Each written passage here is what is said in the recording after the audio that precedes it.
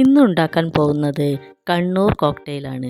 അതിന് വേണ്ട സാധനങ്ങൾ: പപ്പായ, ക്യാരറ്റ്, ഉറുമാമ്പഴം, പാല്, അണ്ടിപ്പരിപ്പ്, ബദാം.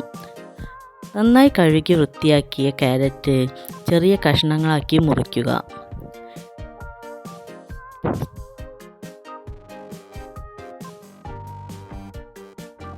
കഷ്ണങ്ങളാക്കിയ ക്യാരറ്റ് കുക്കറിൽ കുറച്ച് വെള്ളം ഒഴിച്ച് അതിലേക്കിട്ട് വേവിച്ചെടുക്കുക.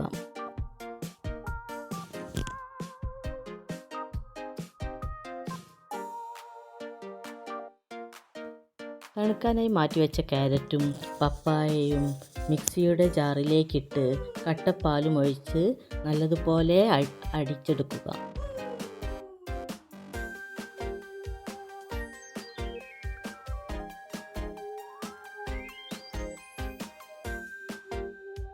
ഇതിലേക്ക് ആവശ്യമായ പഞ്ചസാര ചേർത്ത് നല്ലതുപോലെ അടിച്ചെടുക്കുക.